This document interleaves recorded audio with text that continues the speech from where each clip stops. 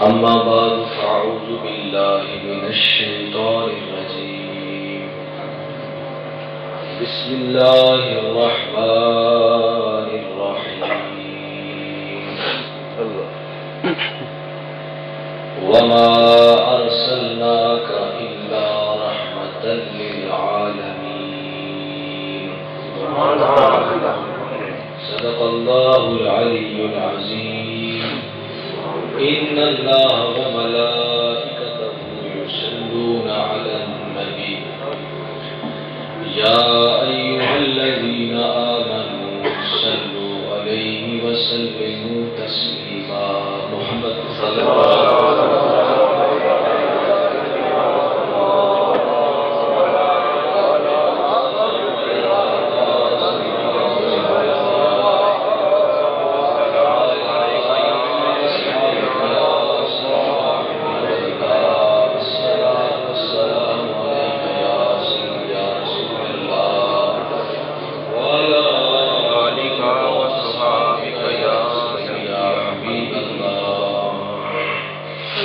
برادران اسلام، میرے عزیز دوست احباب، پیر بھائی، برادران طریقت، بزرگوں، بھائیوں، السلام علیکم ورحمۃ اللہ وبرکاتہ۔ آپ نے حضور علیہ السلام کے میلاد پاک کے حوالے سے یہ بڑی خوبصورت محفل سجائی ہے۔ اللہ تعالیٰ کی بارگاہ میں دعا ہے اللہ تعالیٰ اس محفل پاک کو اپنی جناب پاک میں قبول فرمائے۔ اصل چیز قبولیت ہے، اگر حضور کی بارگاہ میں قبول ہو جائے تو سمجھو بیڑا پار ہے۔ اور اگر اتنا کچھ کر کے بھی، اتنا کچھ سنوار کے بھی ریاکاری ہو جائے، دکھاوا ہو جائے، نمائش ہو جائے تو دنیا تو خوش ہو جائے گی لیکن کملی والا خوش نہیں ہوگا۔ اس لیے کوشش کیا کریں نعت شریف پڑھی جائے، پڑھنے والا بھی اور سننے والا بھی، دونوں میں جامی کی روح ہونی چاہیے، تب جا کر بیڑا پار ہوتا ہے اور حضور علیہ السلام کی ذات گرامی خوش ہوتی ہے۔ میرا موضوع چونکہ میں نے قرآن پاک کی ایک آیت کریمہ کے سامنے تلاوت کی ہے، لیکن جو میں نے بات کی نا کہ خلوص، ریاکاری سے پاک، سچی حضور کی محبت، یہ ہے کیا چیز؟ آج سے کئی سو سال پہلے مدینہ پاک کی طرف ایک قافلہ جا رہا ہے، اس میں کئی سو لوگ ہیں، مدینہ پاک کی حاضری ہے۔ جب مدینہ پاک نزدیک آتا ہے تو قافلہ رات کو سوتا ہے، صبح مدینہ کے قریب پہنچنا ہے، مدینہ کے اندر حاضری ہے، سرکار کی بارگاہ میں حاضری ہے۔ وہ قافلہ سوتا ہے، امیر بھی سوتا ہے اور وہ لوگ بھی سو جاتے ہیں۔ امیر کو خواب میں حضور کی زیارت نصیب ہوتی ہے۔ سبحان اللہ، سبحان اللہ۔ اللہ کے نبی ارشاد فرماتے ہیں امیر قافلہ سارے آؤ لیکن تم میں میرا ایک عاشق ہے وہ نہ آئے، جو مجھ سے محبت کرنے والا ہے وہ نہ آئے۔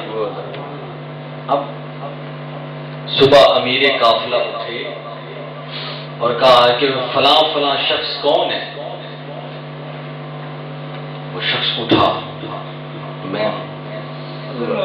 آپ نے فرمایا کہ اللہ کے نبی رات کو خواب میں تشریف لائے اور ہمیں سب کو اجازت مل گئی ہے، لیکن تیرے بارے میں ارشاد فرمایا ہے کہ وہ نہ آئے، باقی سارے آئے۔ ہم نے کہا یا رسول اللہ میری عمر گزر گئی، میری سانسیں گزر گئیں یہاں تک پہنچتے پہنچتے، تو جب منزل قریب آئی تو آپ فرما رہے ہیں کہ میں نہ آؤں سارے آئیں۔ انہوں نے کہا میرے قافلہ کو غلطی ہوئی ہوگی، کو سمجھنے میں کو سننے میں، پھر رات ہوئی پھر سو گئے۔ مدینہ قریب آ گیا، امیر قافلہ کو پھر حضور کی زیارت ہے۔ اب امیر قافلہ کو حضور کی زیارت بھی اسی بندے کی وجہ سے ہو رہی ہے، اس عاشق کی وجہ سے ہو رہی ہے، اس محب کی وجہ سے ہو رہی ہے۔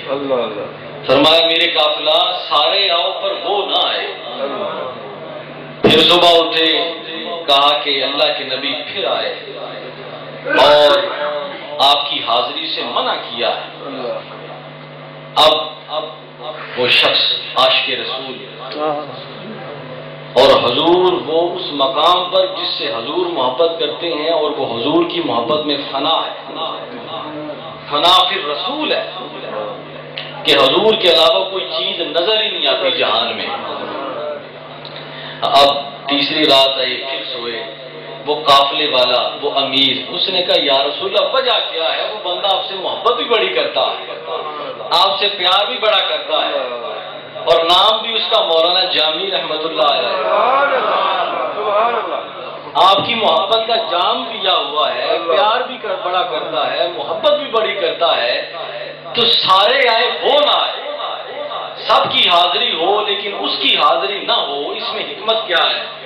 تو آپ نے فرمایا میرے قافلہ وہ میرا بڑا درد رکھنے والا عاشق ہے، مجھ سے بڑا پیار کرنے والا عاشق ہے، سارے لوگ آتے ہیں سلام پڑھتے ہیں، میں سب کا جواب قبر کے اندر رہ کے دیتا ہوں، کوئی آ کے کہتا ہے الصلاۃ والسلام علیک یا رسول اللہ، میں اندر سے جواب دیتا ہوں، لیکن جب وہ آئے گا اور میری بارگاہ میں سلام پیش کرے گا اور کہے گا الصلاۃ والسلام علیک یا رسول اللہ، تو پھر مجھ سے رہا نہیں جائے گا، مجھے قبر سے باہر آنا پڑے گا۔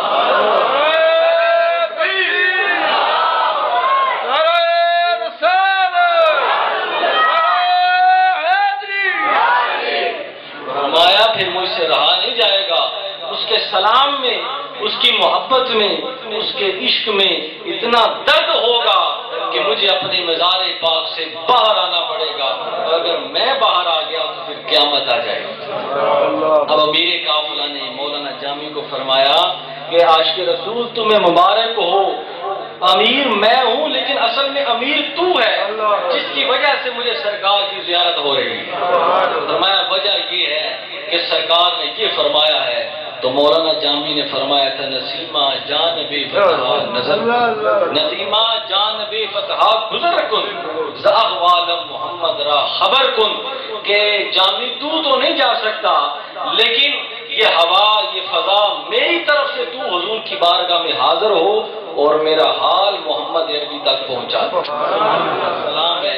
تو کہنے کا مقصد یہ ہے کہ جب اللہ کے نبی کی بارگاہ میں حاضری ہو، اس محفل کی شکل میں، نعت کی شکل میں، تقریر کی شکل میں، تو ریاکاری کے پردے اٹھ جانے چاہیے، خوش نمائی اور خوشامد کے پردے اٹھا کر اس طرح حضور کا ذکر کیا کریں، سنا کریں، سنایا کریں جیسے سرکار ہمارے سامنے تشریف فرما۔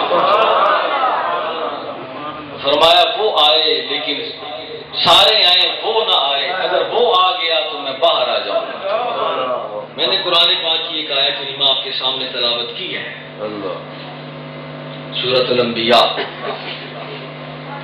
اللہ پاک ارشاد فرماتے ہیں وَمَا أَرْسَلْنَاكَ إِلَّا رَحْمَةً لِلْعَالَمِينَ، اے نبی کریم صلی اللہ علیہ وآلہ وسلم، ہم نے آپ کو سارے جہانوں کے لیے رحمت بنا کر بھیجا۔ اب ترجمہ بعض لوگ کرتے ہیں اے نبی ہم نے آپ کو دونوں جہانوں کے لیے رحمت بنا کر بھیجا ہے، یہ ترجمہ غلط ہے۔ اس کا معنی یہ ہے ہم نے آپ کو سارے جہانوں کے لیے رحمت بنا کر بھیجا ہے، دونوں نے، جمع کا صیغہ ہے۔ فرمایا سب جہان، یہ جہان ہو وہ جہان ہو، اور پھر یہ بھی ہے کہ سب جہانوں میں جو جو چیز آتی ہے آپ سب کے لیے رحمت ہے۔ اب کون سی رحمت بنا کر بھیجا ہے؟ ایک علمی بات ہمارے بہت بڑے مشہور محدث مفکر علامہ راغب اصفہانی رحمت اللہ تعالی علیہ وہ اس کی مختصر سی تشریح فرماتے ہیں کہ حضور علیہ السلام کو جو رحمت کا تاج پہنایا گیا اس کی دو قسمیں ہیں۔ اب کائنات پر رحمت ہیں تو کس طرح ہیں؟